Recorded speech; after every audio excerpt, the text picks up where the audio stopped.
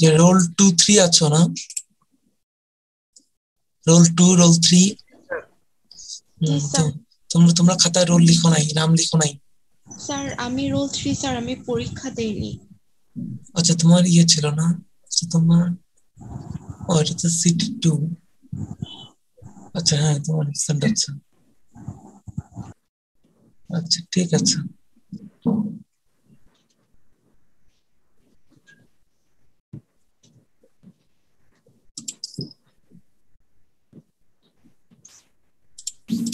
আচ্ছা না, এটা যেটা বলছিলাম এটা হচ্ছে তোমাদের 1 নাম্বারটা। তোমরা এই যে ম্যাথ জমা দিয়েছিলে না আগে, 4টা ম্যাথ, সেখানে আমি দেখছিলাম তোমাদের রোল 2-3 তোমার রোল নাম্বার লিখো নাই। রোল 24 27 মানে টোটাল অ্যাবসেন্ট আমি জানি যে এটা এই 5-6 জনের মধ্যেই আছে।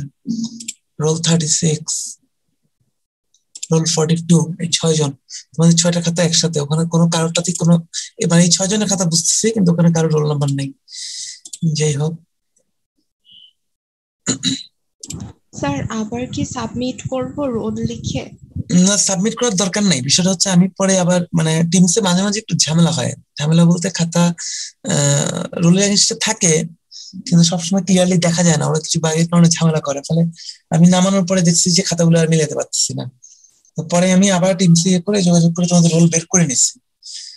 সেখানে আমি পরে মিলাইতে পারছি যে তোমরা 6 জন দাও নাই, কিন্তু এটা ফিউচারে করো না। আর অ্যাটলিস্ট খাতার মধ্যে নাম রোলটা লিখবা, ঠিক আছে? জি স্যার, সরি স্যার। নাহলে খুব সমস্যা হয়ে যায় মিলাইতে এরপরে। আচ্ছা ঠিক আছে, আমরা ক্লাস শুরু করি। আমরা লাস্টের দিন কোন পর্যন্ত পড়াইছিলাম তোমাদের? ডাইলেকট্রিক লস পর্যন্ত, তাই না? জি স্যার। ক্লাসটা রেকর্ড করছেন কি?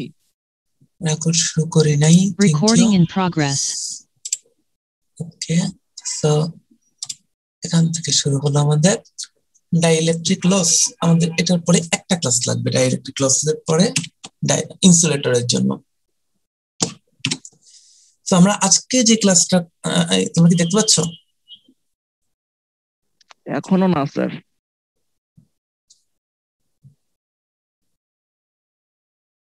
আমার এখান থেকে শেয়ার দেখাচ্ছে।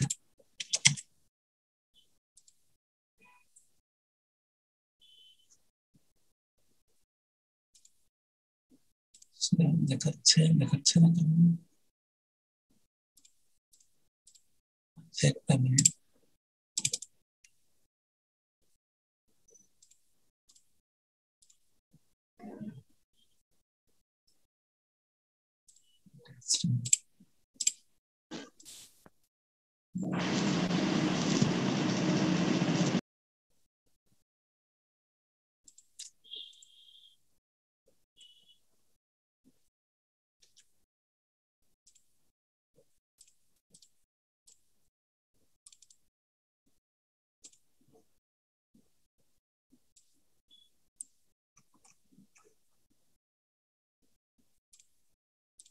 এখন দেখা যাচ্ছে রে?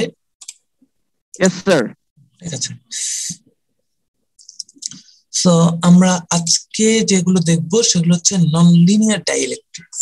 তোমাদের অপটিক্যালের এক্সপেরিমেন্টে দেখবা একটা কাউকে মনে দেওয়া হয়েছে নন লিনিয়ার অপটিক্যাল প্রপার্টিজ।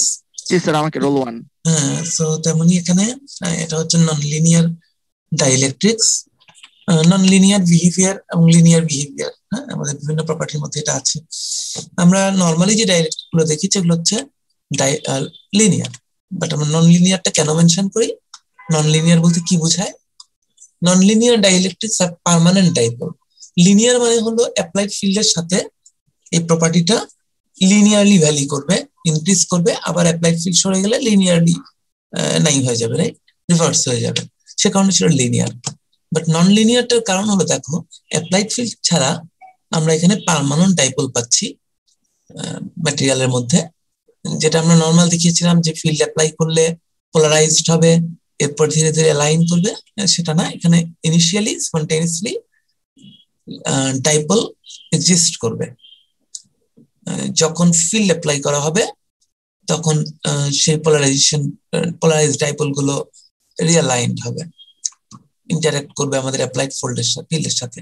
এই ধরনের স্পন্টেনিয়াস যাদের ডাইপোল থাকে তাদেরকে বলা হয় ফেরোইলেকট্রিক ম্যাটেরিয়াল। একটা সার্টেন ক্রিটিক্যাল টেম্পারেচার থাকে যেটাকে বলা হয় কুরি টেম্পারেচার, θc। এই টেম্পারেচারের উপরে যখন যাওয়া হয় তখন পোলারাইজেশন ডিস্ট্রয় হয়ে যায়। এর মানে এই না যে টেম্পারেচার বাড়াতে থাকলে পোলারাইজেশন কমতে থাকবে, ঠিক আছে?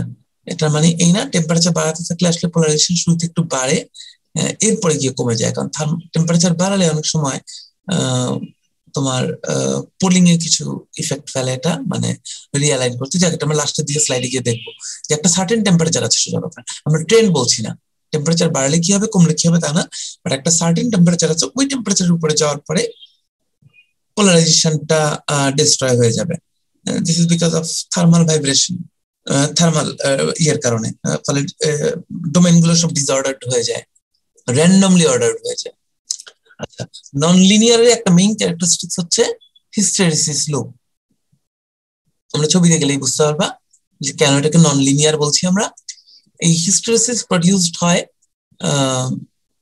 Just like ferromagnet. যদি আমরা এখনো ফেরোম্যাগনেট পড়ি নাই, আমরা পরবর্তীতে পড়বো।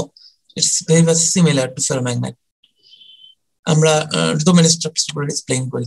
পরবর্তী স্লাইডগুলোতে এক্সপ্লেনেশনে যাওয়ার আগে আমরা এখানে দেখি তোমাদের হিস্টেরিসিস সম্পর্কে আইডিয়া আছে। এটা হচ্ছে ইলেকট্রিক ফিল্ড, এটা হচ্ছে টোটাল পোলারাইজেশন। তো আমরা যদি ফিল্ড অ্যাপ্লাই করি পোলারাইজেশন এখান থেকে ধীরে ধীরে বাড়বে। হ্যাঁ, এখানে খেয়াল করো আমরা শুরুতে পোলারাইজেশন 0 দেখাচ্ছি, রাইট?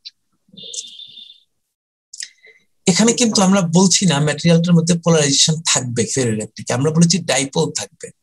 ডাইপোল থাকার কারণে তোমার যদি ডাইপোল না থাকতো তাহলে কিন্তু নেট পোলারাইজেশনই থাকতো না, কিন্তু ডাইপোল থাকার কারণে নেট পোলারাইজেশন থাকতে পারে, নাও থাকতে পারে। যদি ডাইপোল গুলো এমন ভাবে র্যান্ডমলি ডিস্ট্রিবিউট থাকে যে সবাই সবাইকে নালিফাই করে দেয়, তাহলে কিন্তু নেট পোলারাইজেশন 0। আদারওয়াইজ কিছু থাকতে পারে, বাট জেনারেলি আমরা ধরে নিতে পারি ওখানে তেমন কোনো পোলারাইজেশন নাই। যদি থেকেও থাকে তাহলে এই ইনিশিয়াল পয়েন্টটা হয়তো একটু উপরে থাকবে। বোঝা যাচ্ছে? সো ইউজুয়ালি এটা 0-তে। তো তুমি যখন ফিল্ড অ্যাপ্লাই করো তখন পোলারাইজেশন হতে হতে এখানে আসলো। যখন তুমি ফিল্ড উজ্জ্বল করলা তখন যদি এটা ফিরে চলে যেত তাহলে আমরা এটাকে বলতে পারতাম লিনিয়ার ডাইইলেকট্রিক। কিন্তু যদি এটা নতুন করে ডাইপোল হতো তাহলে এখানে আসতো, কিন্তু আসলে এর মধ্যে ডাইপোল গুলো ছিল, তাকে অ্যালাইন করার দরকার হয়। ফলে তুমি যখন ফিল্ড অ্যাপ্লাই করো সবাই অ্যালাইন হয়ে যায়। ফলে তুমি যখন ফিল্ড সরায় নাও সেই অ্যালাইনমেন্টটা কিন্তু পুরোপুরি চলে যায় না। এজ এ রেজাল্ট তুমি যখন ফিল্ড যখন ফোর্সটাকে বাড়াতে বাড়াতে যখন এখানে আসছি তখন আমি ম্যাক্সিমাম পাচ্ছি, রাইট? এরপরে যখন ফোর্সটাকে আমি 0 করে ফেলি তখনও কিন্তু পোলারাইজেশনটা পিআর এ চলে আসে, মানে পিএস থেকে পিআর। পিএস হচ্ছে স্যাচুরেশন, পিআর হচ্ছে রেমনেন্ট। তো কিছু কিন্তু থেকেই যাচ্ছে। এটা হচ্ছে স্পন্টেনিয়াস পোলারাইজেশনটা, টোটাল পোলারাইজেশন যেটা আসলো স্যাচুরেটেড, আর এরপরে হচ্ছে রেমনেন্ট রয়ে গেল যখন আমার ফিল্ডটা আবার 0-তে নেমে আসলো। তো this is the non linear behaviour. আবার দেখো আমরা যখন কোয়ার্সিভ ফোর্সটাকে মানে অ্যাপ্লাইড ফিল্ডটাকে নেগেটিভে নিয়ে যাচ্ছি সেম অ্যামাউন্টে, তখন কিন্তু পোলারাইজেশনটা কমতে কমতে এসে আবার অপোজিট ডিরেকশনে সবগুলো ডোমেইন ঠিক ইনভার্স ডিরেকশনে রিঅ্যালাইন্ড হয়ে যায়, যে আবার এখানে একটা স্যাচুরেশন দেয়। আমি যদি আবার ফিল্ডটাকে 0 নিয়ে আসি আবার সেখানে চলে আসে। এভাবে করে ধীরে ধীরে একটা লুপ হয়। এবং তোমরা জানো, আমি দেখাবো ফিউচারে, যে কন্টিনিউয়াস যদি তুমি এটা অপারেট করতে থাকো এই লুপের ভলিউম চেঞ্জ হতে থাকবে, লুপের এরিয়া। সো এটাই ইন্ডিকেট করে যে এটা একটা নন লিনিয়ার ডাইইলেকট্রিক। তার মানে কি একটা লিনিয়ারের তুলনায় নন লিনিয়ার ডাইইলেকট্রিক কি হবে? পার্মানেন্ট হবে, তাই না? লিনিয়ার তোমার ফিল্ড সরিয়ে নিলেই থাকবে না, কিন্তু এটা ফিল্ড সরিয়ে নিলেও থাকবে। So this is the behavior between a linear and non-linear dielectric. And এগুলোকে কি বলা হয়? Ferroelectric. So all non-linear dielectrics are known as ferroelectrics. তো বলা হচ্ছে দেখো যে when the dipoles in a crystal are randomly oriented, there is no net polarization. যদি randomly distributed থাকে তাহলে কোনো polarization আসবে না। When a field is applied, the dipoles begin to line up with the electric field. যেই ডিরেকশনে field দেওয়া হবে সেই ডিরেকশনে প্যারালালি অ্যালাইন করবে সেগুলোকে। and the total dipole moment changes either by the movement of the wall between domains or by nucleation of domain. আচ্ছা, আমি আসলে ডোমেনের ছবিগুলো দেখাইনি, ওগুলো আসলে ম্যাগনেটিক ডিটেইল দেখাবো। সেটা হচ্ছে ডোমেনগুলো তো রিয়ালাইন হয়, রাইট? তোমরা তো এই ধরনের ছবি দেখেছো আমার ধারণা আগে, যে ডোমেনগুলো যেভাবে থাকে মনে করো, তাই না? এই ধরনের ছবি দেখেছো না ম্যাগনেটের ক্ষেত্রে? ম্যাগনেটের ক্ষেত্রে আমরা 9 10 11 12 এই ক্ষেত্রে দেখেছি। সো অপটিক্যালের ক্ষেত্রে ডোমেন কাজ করে। অপটিক্যালের ক্ষেত্রে ডোমেনগুলো আমরা দেখতেও পাই প্রয়োজনে বিভিন্ন ইকুইপমেন্টের মাধ্যমে, সেখানে আমরা যাব। সো এই রিয়ালাইন গুলো দুই ভাবে হয়, একটা হচ্ছে ডোমেন ওয়াল মুভমেন্টের মাধ্যমে, রোটেশন অনেক কিছু আছে, আর একটা হচ্ছে নিউক্লিয়েশন এন্ড গ্রোথের মাধ্যমে। ঠিক আছে, ডোমেন একটা নিউক্লিয়েট করতে পারে নতুন করে একই সাইডে, সেটা গ্রো করতে পারে অন্যটাকে ডিসলভ করে দিয়ে, মানে দুইটা মেকানিজম আছে বেসিক্যালি। একটা হচ্ছে রিয়ালাইন, মানে ফিল্ডের দিকে অ্যালাইন এমন একটা ডোমেন নিউক্লিয়েট করে গ্রো করতে পারে, আর একটা হচ্ছে নন অ্যালাইন্ড যে ডোমেন গুলো আছে সেগুলো রোটেশন হতে পারে বাউন্ডারিতে, মেকানিজম। সো দুটো মেকানিজম এক্সিস্ট করতে পারে, তার মাধ্যমে আমরা রিয়ালাইন করতে পারি।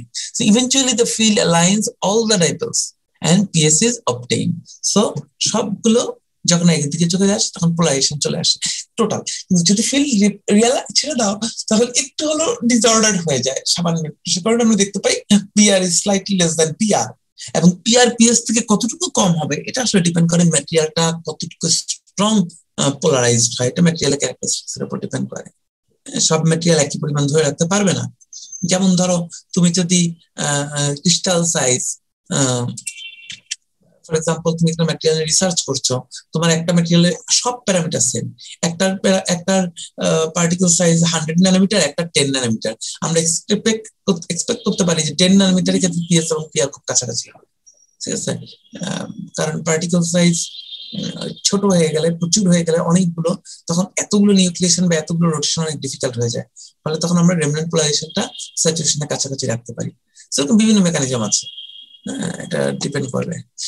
আচ্ছা, সো এই যে অ্যালাইনমেন্টের ইয়েটা, সিস্টেমটা রিঅ্যালাইন করা সবগুলো ইয়েকে, এটাকে বলা হয় পোলিং করা। So when the field is subsequently removed, a remnant polarization pair exists due to coupling between adjacent dipoles. বোঝা যাচ্ছে এই বিষয়টা?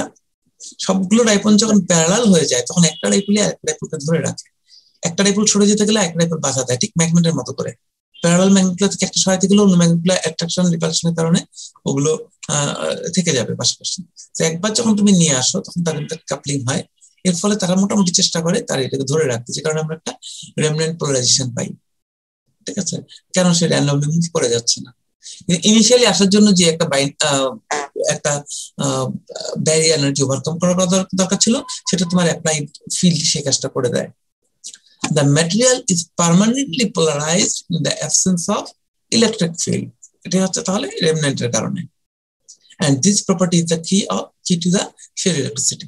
So এই প্রপার্টি গুলোকে আমরা বলছি ferroelectricity, এবং এগুলো হচ্ছে ferroelectric material.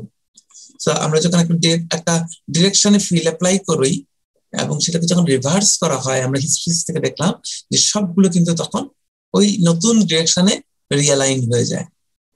এবং as the strength of the reverse field is increased, PS will eventually occur with the opposite polarization. মানে both side PS কিন্তু ইকুয়াল হবে, কারণ সবগুলো ফিল্ডই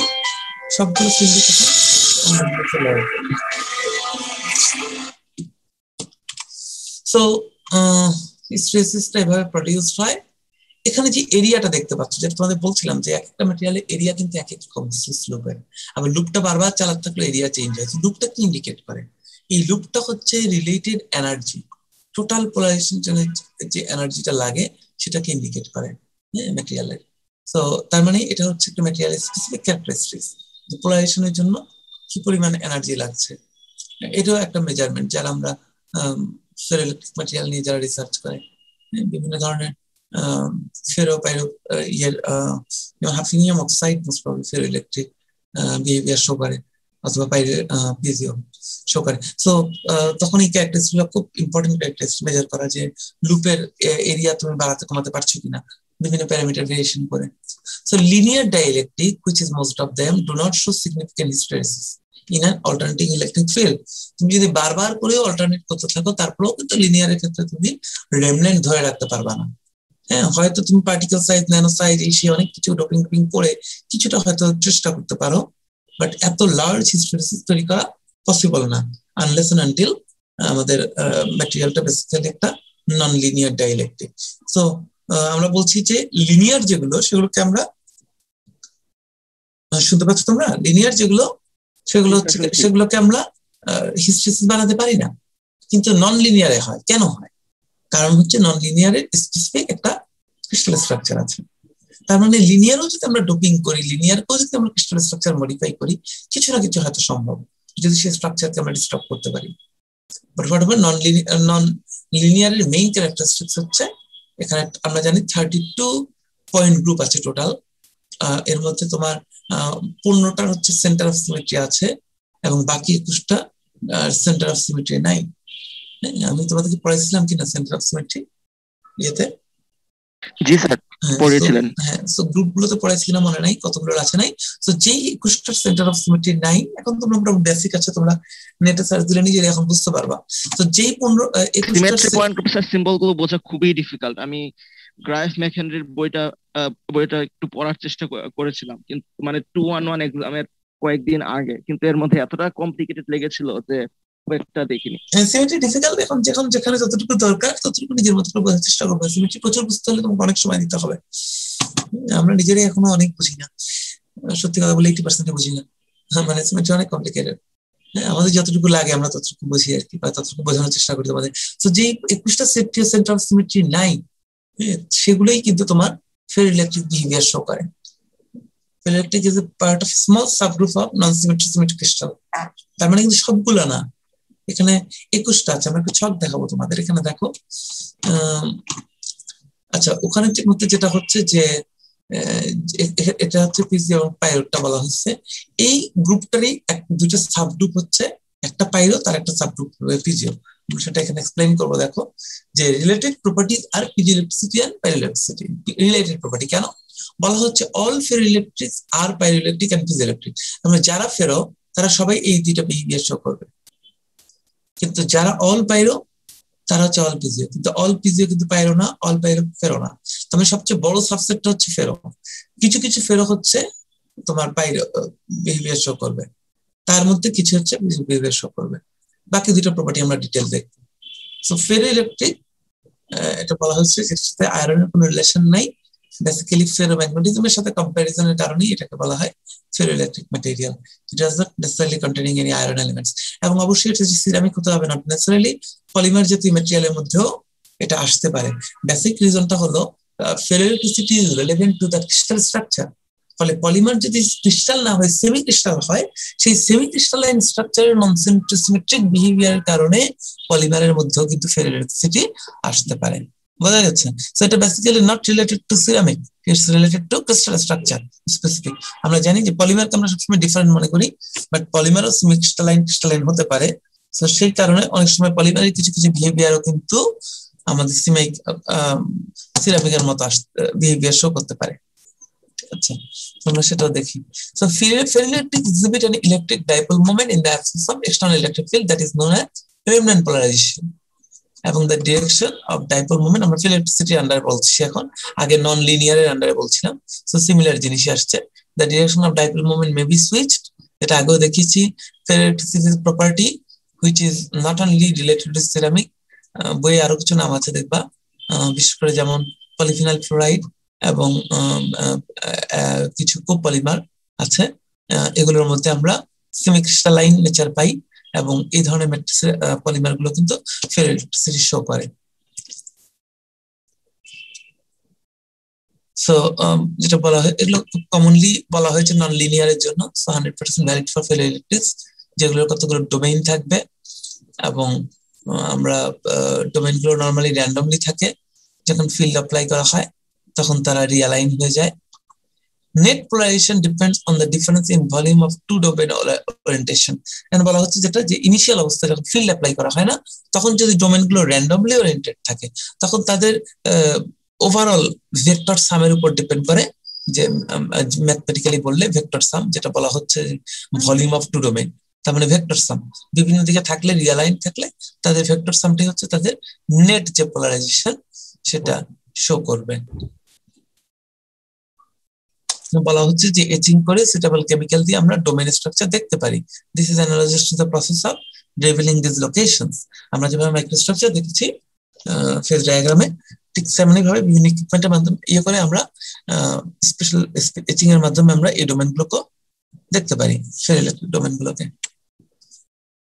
ডোমেন ওয়ালের কথা বলা হচ্ছে, আমরা বলছি নতুন করে ডোমেন নিউক্লিয়েট করতে পারে অথবা ডোমেন ওয়াল মুভ করতে পারে। হ্যাঁ, এই ডোমেন ওয়ালটা কেমন? আমরা যদি ছবি দেখি, আমরা একটু আগে তোমাদের যে ছবিটা আঁকলাম সেখানে ডোমেন ওয়াল ছিল লাইন, রাইট? বেসিক্যালি ডোমেন ওয়ালের একটা থিকনেস আছে, তার চেয়ে একটা জিনিস আছে, সেটা হচ্ছে এটা হচ্ছে একটা ডোমেন, দেখা যাচ্ছে? এটা একটা ডোমেন।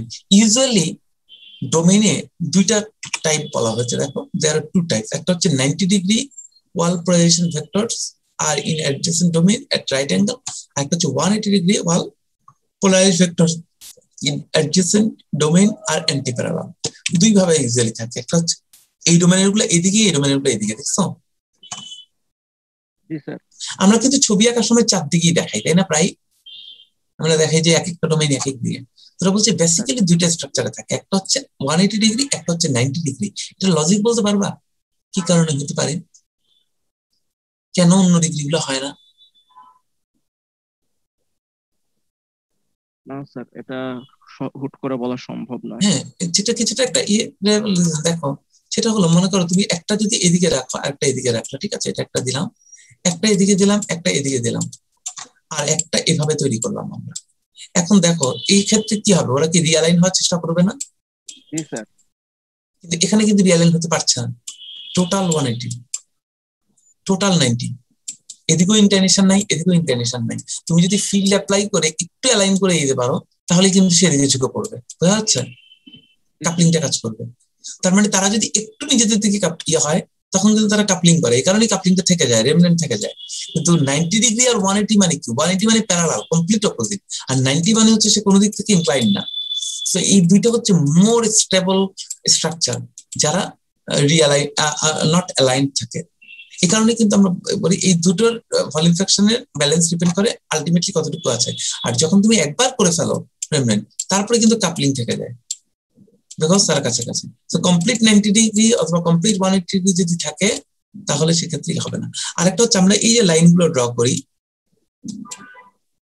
আমরা লাইনগুলো ড্র করি, কিন্তু আসলে কিন্তু এগুলো স্ট্রেট লাইন না। যেমন এটা একটা ডোমেন, এটা একটা ডোমেন, যেটা আমি একটা সিঙ্গেল লাইন দেখাচ্ছিলাম, আসলে এই সিঙ্গেল লাইনটা কিন্তু দেখতে মনে হচ্ছে অ্যাব্রাপ্টলি 180 ডিগ্রি সুইচ করেছে। আসলে এটা আমরা ম্যাগনেটের ক্ষেত্রে আরো ডিটেল দেখাই, যে ডোমেন গুলো ধীরে ধীরে ধীরে ধীরে রোটেট করে। তোমরা হয়তো দেখেছো আউট অফ প্লেন রোটেট করছে না, এইজন্যই তো আমরা ছোট দেখতে পাচ্ছি। হ্যাঁ হ্যাঁ, কিন্তু আমরা ইয়ে করার সময় দেখাই যে এটা তোমার ইয়ে হয়, তোমার একটু একটু করে সুইচ করে। আমি ফেরোর ক্ষেত্রে ডিটেল দেখাবো আরো, হ্যাঁ, যে কিভাবে ধীরে ধীরে রিয়ালাইনটা হয়। বাট বিষয়টা হলো যে এই জোনটা হচ্ছে তোমার ইয়ে আর কি, না এটা আউট অফ না, এটা আউট অফ প্লেন না, বুঝছো আপনার?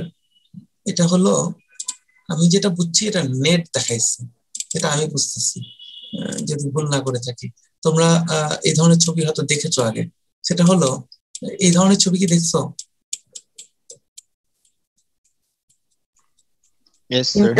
ইন্টারনেটে কিছুটা দেখেছি, যদি আমাদের পড়ানো হয়। বুঝতে পারছো মানে ধীরে ধীরে রোটেট করার ব্যাপারটা?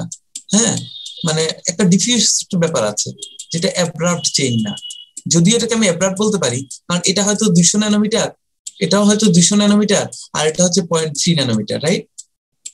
তো এত অল্প জায়গায় আমি বলতেই পারি অ্যাব্রাপ্ট চেঞ্জ এই দুই জায়গায়, কিন্তু আসলে এটা ধীরে ধীরে চেঞ্জ হচ্ছে। ওরা সম্ভবত যে কাজটা করছে, ওরা সম্ভবত একটা নেট পোলারাইজেশন ড্র করার চেষ্টা করছে। যেমন এই জায়গাটা সবাই উপরে, নেট পোলারাইজেশন বেশি, এই জায়গাটা কমে যাচ্ছে, নেট পোলারাইজেশন কমে যাচ্ছে, বুঝতে পারছো? এখানে আবার এদিকে নেট পোলারাইজেশন কম, এরপর যখন সবগুলো নিচের দিকে নেমে যাচ্ছে, নেট পোলারাইজেশন বেড়ে যাচ্ছে, বুঝতে পারছি? সম্ভবত ওরা নেট পোলারাইজেশনটাকে দেখাইছে, এটা আউট অফ প্লেন হওয়ার কথা না। হ্যাঁ, এটা আউট অফ প্লেন হওয়ার কথা না। তো বেসিক্যালি আসলে এভাবে ধীরে ধীরে রোটেট করে। অথবা তুমি যদি চিন্তা করো, কিন্তু স্যার মাঝখানের যে পয়েন্টটা, ওটা তো দেখে মনে হচ্ছে it's a arrow Poynting outwards, তো এই ক্ষেত্রে তো রোটেশনটা আমি আবারও দেখছি ছবিটা, ওই যে মাঝখানের পয়েন্টটা যেটা আমার মনে হচ্ছে এটা জাস্ট সেন্টার পজিশন, আমি জানি না, তোমরা একটু দেখতে পারো ডিটেল। বাট মেকানিজম তো আসলে এভাবে রোটেট করার কথা, কারণ আউট অফ প্লেন বলতে এখানে তো আসলে ওরকম কোনো কনসেপ্ট আসার কথা না। এখানে তো মেইনলি ডোমেনটা রোটেট করছে তাদের বাউন্ডারিতে। অ্যাকচুয়ালি স্যার যতটুকু আমি জানি যে এই রোটেশনটা ইন প্লেনও হতে পারে, আউট অফ প্লেনও হতে পারে। এই জন্য ওয়ালের প্রবাবলি, ডোমেন ওয়ালের প্রবাবলি দুটো নামও বোধহয় আছে। হ্যাঁ সেটা হোক, কিন্তু বিষয়টা তো এটা, হ্যাঁ সেটা তোমার ঠিক আছে, সেটাই আমি বলতে চাচ্ছি। আপনি ওয়ালটা যাই হোক না কেন, বাট বেসিক্যালি এটা মনে হয় নেট পোলারাইজেশনের হাইট। বইয়ে ডিটেল আছে কিনা আমি জানি না, বাট এটা নেট পোলারাইজেশনের হাইট হওয়ার কথা। হ্যাঁ, আর আমরা যেটা বলছো ওভাবে যদি ঘুরে আসে, মানে তুমি বলছো এটা একটা আর্কের মতো ঘুরছে, রাইট? তাই না, আর্কের মতো ঘুরছে বলতে চাচ্ছ। বাট ইয়েস স্যার, মানে ঘুরছে, ঘোরার রোটেশনটা হয়েছে যেহেতু, এই জন্য আমরা জাস্ট এই প্লেন থেকে দেখতেছি বলে মনে হচ্ছে যে শর্ট হয়ে গেছে, বাট এটা আসলে মানে অ্যামাউন্টটা সেমই আছে, বাট রোটেট করে গেছে ওই মানে সাইডে হেলিক্যাল রোটেশন, মানে হেলিক্যাল রোটেশনকে সাইডে হেলিক্যাল রোটেশন মতো, এই জন্য সেটা স্যার এই দিক থেকে দেখে মনে হচ্ছে প্রজেকশনে যে এটা শর্ট হয়ে গেছে। সেটা যদি, আমি তো কথা বুঝতে পারছি, সেটা যদি হয় হতে পারে মেকানিজমের কারণে, but at the same time এটাও ট্রু যে এটা ধীরে ধীরে ধীরে ধীরে সুইচ করে। ফেরোম্যাগনেটিক এবং ফেরোইলেকট্রিক বিহেভিয়ার সিমিলার। ফেরোইলেকট্রিক নিয়ে নেটে কম ইনফরমেশন পাওয়া যায়, কিন্তু ফেরোম্যাগনেট নিয়ে প্রচুর পাওয়া যায়। হ্যাঁ, ফেরোম্যাগনেটের ডোমেইন চেঞ্জটা তোমরা যদি দেখো, তোমরা দেখো যে ওভার দ্য বাউন্ডারি কিভাবে তারা চেঞ্জ হয়। হ্যাঁ, সেখানে দেখবা, আমি যেটা দেখালাম ওভাবে দেখানো আছে, কিন্তু ফেরোইলেকট্রিকের খুব ডিটেল এত পাওয়া যায় না যতটা ফেরোম্যাগনেটের মতো পাওয়া যায়।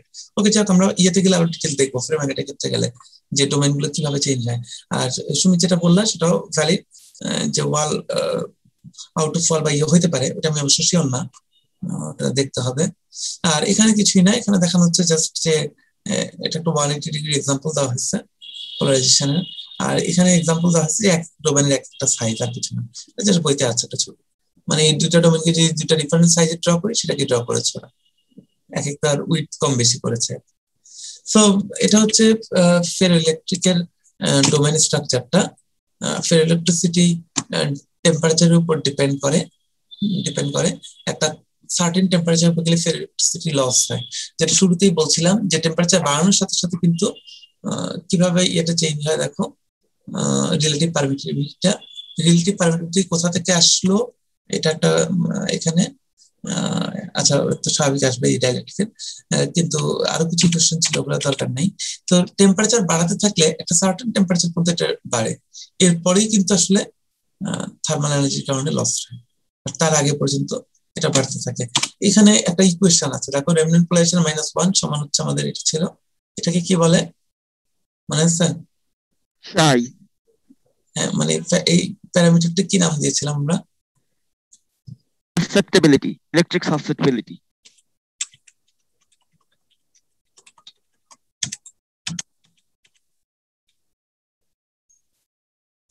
হ্যাঁ, কিন্তু এটা রাইট, মানে কি পরিমাণ পোলারাইজড ক্যাপাসিটি সেটাকে মেজার করছিল।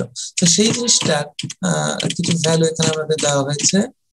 তো ভ্যালুটা খুব ইম্পর্টেন্ট কিছু না, ম্যাটেরিয়াল জাস্ট কম্প্যারিজনের জন্য। এই ইকুয়েশনটা হলো এটা, এই যে কুরি-ভাইস ইকুয়েশন, এটা হচ্ছে C divide by T minus TCW. TCW কে বুঝতে পারছো, ওই টেম্পারেচারটা যেখানে ইয়ে হয়ে যায় কুড়ি টেম্পারেচার, আর এটাকে বলা হয় কুরি কনস্ট্যান্ট। এটা একটা কনস্ট্যান্ট বিভিন্ন ম্যাটেরিয়ালের জন্য, যে কনস্ট্যান্ট গুলোর ভ্যালু এবং টেম্পারেচার দেওয়া আছে। আমরা এগুলো ডোপিং করে দেখি যে টেম্পারেচারটা বাড়ানো যায় কিনা, কমানো যায় কিনা। হ্যাঁ, এখানে খুব ইন্টারেস্টিং কিছু বিষয় আছে, দেখবা তোমরা। স্যার আগে যে ফর্মুলাটা, ওই ফর্মুলাটা যদি ঠিক হয়, তবে যখন টি ইজ ইকুয়াল টু টিসিডব্লিউ, মানে টেম্পারেচার যখন কুরি ওয়াইজ টেম্পারেচার সমান হয় তখন এই সাসেপ্টিবিলিটিটা ইনফিনিট হয়ে যায়। এর কি কোনো ফিজিক্যাল মিনিং আছে? ইনফিনিট মানে ম্যাক্সিমাম হয়, মানে ম্যাক্সিমাম হয় না।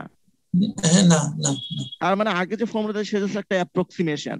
সব ইকুয়েশনই অলমোস্ট দেখা যায় যে আমরা ইকুয়াল জায়গাটায় গেলে ইউজ করতে পারি না, ফার্মি লেভেলে আমরা দেখেছি অনেক সময়, তাই না? এটা তো স্বাভাবিকভাবেই ইকুয়েশনটা তুমি যখন নিচে চলে যাবা, বেসিক্যালি ইনফাইনাইটলি যায় না, তার মানে আসলে ওটা ওই পয়েন্টের দুই পাশে অ্যাপ্রক্সিমেটলি কাজ করে। তো বেসিক্যালি যখন টেম্পারেচার সমান হয়ে যায়, ওই টেম্পারেচারে চলে যায়, তখন আসলে আমরা ম্যাক্সিমাম পয়েন্টটাই পাই। একটা খুব ইম্পর্টেন্ট জিনিস বলি, যেটা তোমরা ফিউচারে কাজে লাগবে তোমাদের, সেটা হলো বলতো তুমি যদি রিসার্চার হও, রেমনেন্ট পোলারাইজেশনের ভ্যালু হচ্ছে এখানে, তোমার টার্গেট কি হবে? ফর এক্সাম্পল তুমি এইটুকু নলেজ কি, এই ছবিটা থেকে যদি বলি যে একটা ম্যাটেরিয়াল দিয়ে তোমাকে পারমিটিভিটি ডেভেলপ করতে দেওয়া হলো, তুমি কি ডেভেলপ করবা? তোমার প্রপোজালটা কি হতে পারে?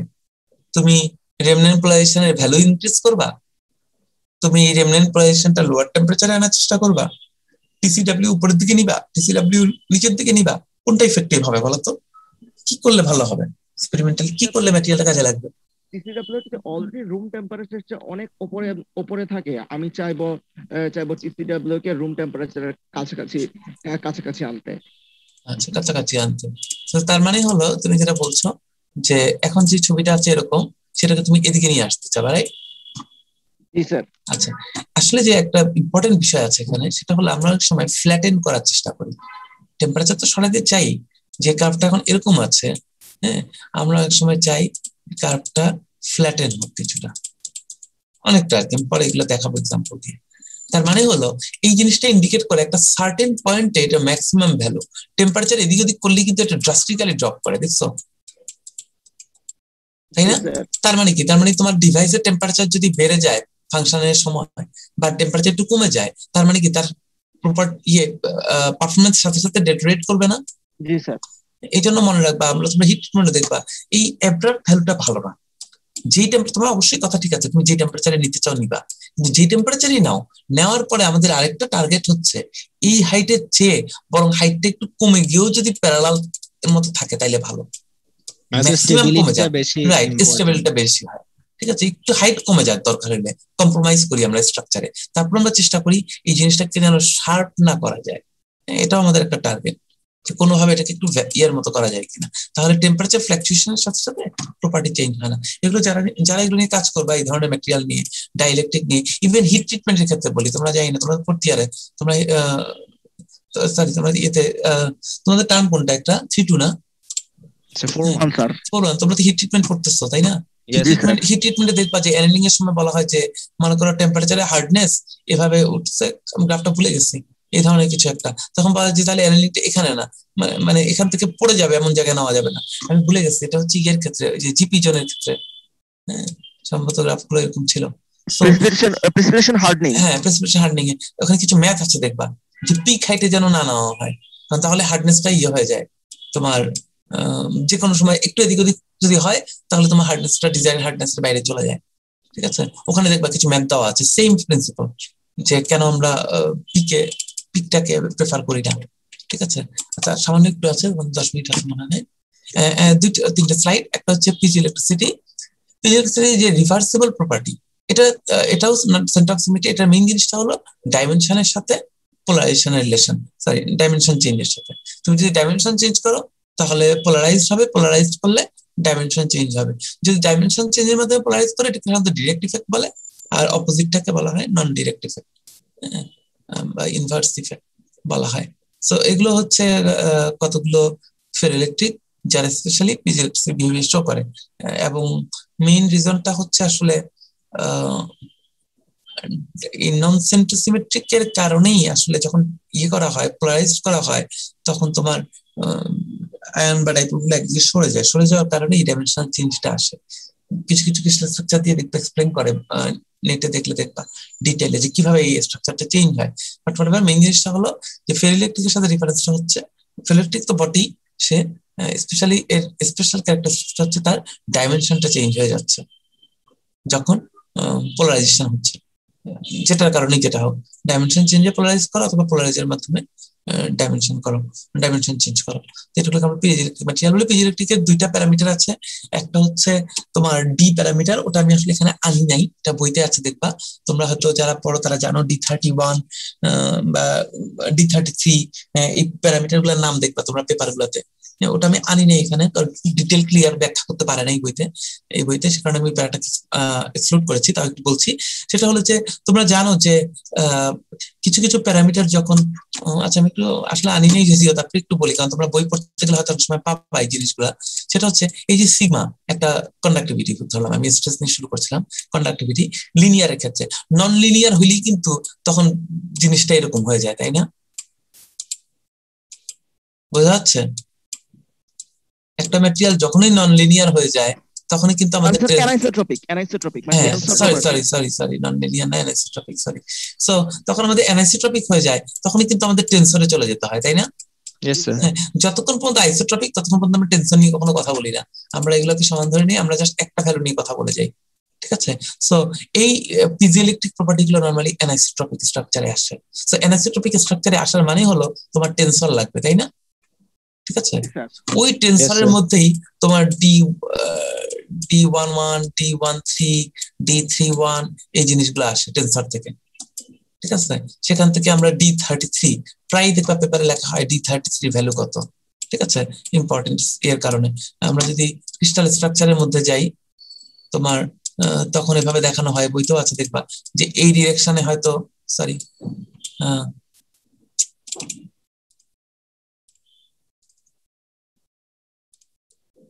দেখানো হয় যে একটা ডিরেকশনে হয়তো তুমি পোলারাইজেশন অ্যাপ্লাই করলা, এই ডিরেকশনে তুমি হয়তো এই ডিরেকশন বরাবর ডাইমেনশন চেঞ্জ মেজার করছো, যেটা ক্রস 13, হ্যাঁ এরকম আর কি। সো বেসিক্যালি ডি এর যে ভ্যালু গুলো যেগুলোকে আমরা পিজোইলেকট্রিক কনস্ট্যান্ট বলি ডি, সেই ডি এর কনস্ট্যান্ট গুলো কিন্তু সিঙ্গেল ডি না, এটা টেনসর থেকে বিভিন্ন ভ্যালু বের করা যায়। এর মধ্যে মোস্ট ইম্পর্টেন্ট হচ্ছে মনে করো D33 ভ্যালু, এটা আমরা বেশি রিপোর্ট করি। সো এভাবে করে একটা প্যারামিটার আছে, এটা হচ্ছে ইম্পর্টেন্ট একটা প্যারামিটার। এটা আমি আনি নাই যদিও, কিন্তু বইতে আছে, নর্টনের বইতে আছে। আরেকটা প্যারামিটার হচ্ছে কে এর ভ্যালু। কে মানে কি দেখো, কে স্কয়ার। কে স্কয়ার মানে হচ্ছে mechanical energy converted to electrical divide by mechanical, অথবা electrical energy converted to mechanical divide by electrical. তার মানে কিছুই না, জাস্ট এফিসিয়েন্সি। তুমি কি পরিমাণ এনার্জি ইনপুট দিয়ে ডিফরমেশনের মাধ্যমে পোলারাইজেশন পেলা, অথবা পোলারাইজেশনের মাধ্যমে ডিফরমেশন পেলা। অবশ্যই এটা 100% পসিবল না, সে কারণে কে স্কয়ার এবং কে বোথ ইজ লেস দ্যান 1। তো পিজোইলেকট্রিক ক্ষেত্রে এই দুইটা প্রপার্টি খুব ইম্পর্টেন্ট। একটা হচ্ছে তোমার কে এর ভ্যালুটা, আর একটা হচ্ছে তোমার পিজোইলেকট্রিক কনস্ট্যান্ট। কনস্ট্যান্ট আমি এখানে আনি নাই, আমাদের বইতে আছে। আমাদের লাস্ট স্লাইড, সেটা হচ্ছে পাইরোইলেকট্রিসিটি। পাইরোইলেকট্রিসিটিটা হচ্ছে যে স্পন্টেনিয়াস পোলারাইজেশন থাকছে, যেটা ফেরোইলেকট্রিক, বাট এটা টেম্পারেচারের সাথে রিলেটেড। ঠিক আছে, টেম্পারেচারের সাথে, টেম্পারেচার যখন বাড়াবে তখন দেখবে যে তোমার পাইরোইলেকট্রিসিটি পোলারাইজেশন বাড়ছে, পোলারাইজেশন বাড়লে টেম্পারেচার চেঞ্জ হবে। কিছু এক্সাম্পল দেওয়া হয়েছে আগের মতনই, এখানে অর্গানিক আছে। এই যে ট্রাইগ্লিসাইরিন সালফেট, যেটা এক্সাম্পলটা আমি ফেরোর সময় দেই নাই, এটাও ফেরোতে আছে। ফেরোর মধ্যে দুই ধরনের আছে, হ্যাঁ, একটাকে বলা হয় তোমার ফার্স্ট অর্ডার, একটা হচ্ছে সেকেন্ড অর্ডার। এটা কিছু মেকানিজমের উপর, এগুলো বইতে আছে দেখবা, ওখানে এক্সাম্পল গুলো আছে। তো ওগুলো আমরা জানি নেই, দরকার নেই আমাদের। ফার্স্ট অর্ডার সেকেন্ড অর্ডার কিভাবে চেঞ্জ হয় ফেরোইলেকট্রিসিটি গুলো সেখানে আছে, ওখানে এক্সাম্পলটাও দেখতে পাবা ট্রাইগ্লিসাইরিন সালফেটের। পিভিডিএফ অলরেডি আমরা দেখিয়েছি, পলিমার, সেমিক্রিস্টালাইন, সেমিক্রিস্টালাইন বিহেভিয়ার সম্পর্কে বলা হয়েছে বইতে। সো এগুলো হচ্ছে আমাদের পাইরোইলেকট্রিসিটি শো করে, টেম্পারেচারের সাথে রিলেশন শো করে। The electric field developed across a pyrite crystal can be extremely loud when it's subjected to a small change in temperature. হ্যাঁ, তার মানে সামান্য টেম্পারেচারের গ্রেডিয়েন্টের কারণে কিন্তু পোলারাইজেশন অনেক বাড়তে পারে। এবং এটাও তুমি যদি পাইরোইলেকট্রিক ম্যাটেরিয়াল নিয়ে রিসার্চ করো, তখন স্বাভাবিকভাবে তুমি যে প্যারামিটারটা মেজার করবা, এটাকে আমরা বলা হয় পাইরোইলেকট্রিক কোএফিসিয়েন্ট। পাইরোইলেকট্রিক কোএফিসিয়েন্টটা মেজার করা হয় ডেল্টা ডি বাই ডেল্টা টি। তার মানে টেম্পারেচারের সাথে কিভাবে, ডিটা কি বলো তো এখানে,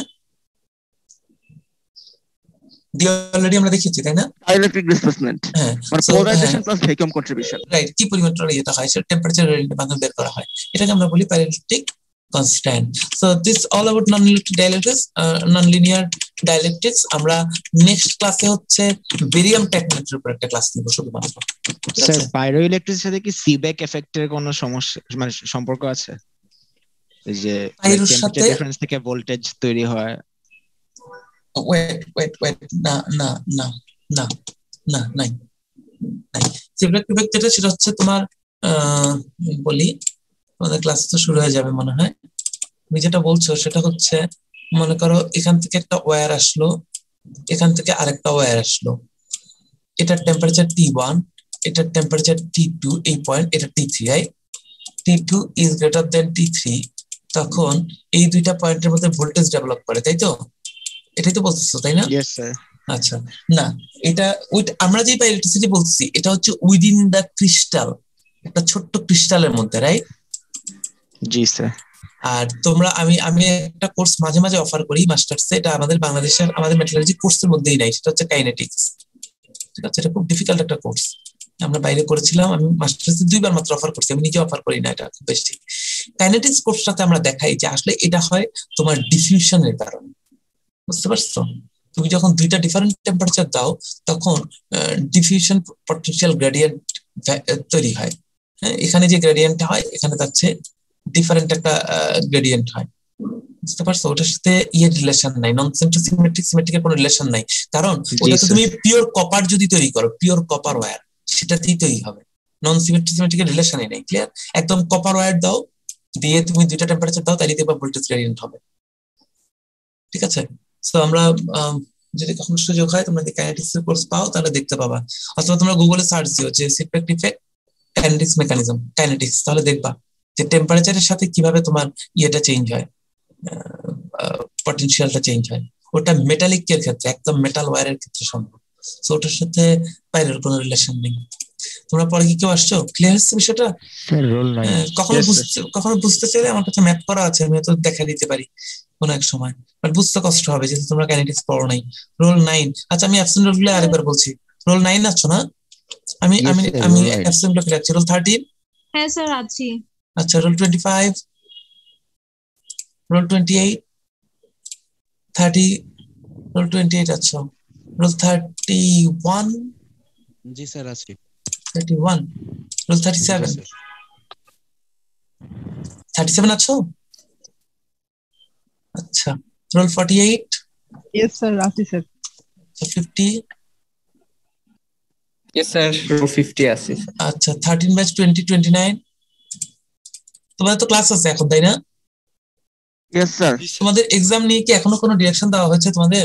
না স্যার, আপনি কি কিছু জানেন? আমরা জানি না এখনো। কালকে একটা একাডেমিক কাউন্সিল ছিল, ওটা শুধু অ্যাডমিশন টেস্ট নিয়ে করছে, অ্যাডমিশন টেস্টটা ক্যান্সেল করছে। যাই হোক অসুবিধা নেই। স্যার অনলাইনে হবে বা এরকম কিছু কি? মানে কিছু না বললে তো আসলে অনলাইনে যাবে, আর এখন যে সিচুয়েশন আমি জানি না আসলে এটাকে সম্ভব কিনা ইয়েতে আনা। ঠিক আছে, আমার মনে হয় আর কি পার্সোনাল ইয়ে হচ্ছে যে এটা অনলাইনই হওয়ার কথা। তারপর ইউনিভার্সিটি ডিসিশন, ইউনিভার্সিটি যেভাবে জানায় একাডেমিক কাউন্সিলে পড়ে আর কি, দেখা যাক। ঠিক আছে তাহলে আমরা, আচ্ছা তোমাদের কয় উইক ক্লাস আছে আর এই উইকের পরে? Sir 4 week. Exactly 4 week full আছে না আরো? জি স্যার, হ্যাঁ এই উইকের পরে। আমাদের মনে হয় বাকি আছে কি কি, অপটিক্যাল, ফেরোম্যাগনেট, অপটিক্যাল, ম্যাগনেটিক আর হচ্ছে সুপার কন্ডাক্টিভিটি। মোটামুটি 2 উইকস এনাফ সিলেবাসের জন্য, 2 থেকে 3 উইকস, অসুবিধা নাই। ঠিক আছে, থ্যাংক ইউ সবাইকে।